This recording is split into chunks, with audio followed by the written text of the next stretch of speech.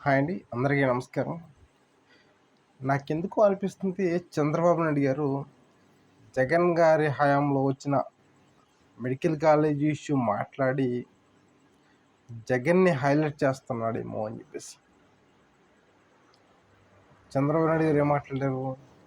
జగన్మోహన్ రెడ్డి గారి టైంలో ఒకే ఒక్క మెడికల్ కాలేజీ వచ్చింది అని చెప్పేసి.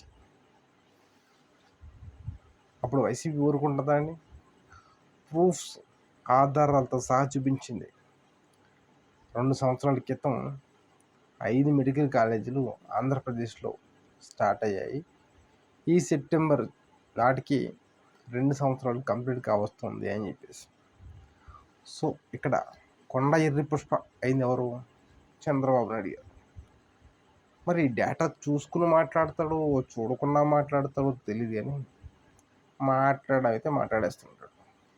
దాన్ని తీసుకొని చంద్రబాబు నాయుడు గారికి సపోర్ట్ చేద్దామని ఉద్దేశంతో చేస్తారో మరి లేకపోతే మరి దేనికో తెలియదు, కానీ ఆ వంగలపూడి అనిత గారు హోంమంత్రి ఆవిడ యాజ్ టీజ్ చంద్రబాబు నాయుడు గారు ఏం చెప్తే అదే చెప్పాల. దానికోసం మళ్ళీ డిజిటల్ బోర్డులో వాడుతూ ఉంటుంది. నిజం తెలుసుకొని ప్రెస్ మీట్లు పెట్టి మాట్లాడితే బాగుంటుందేమో.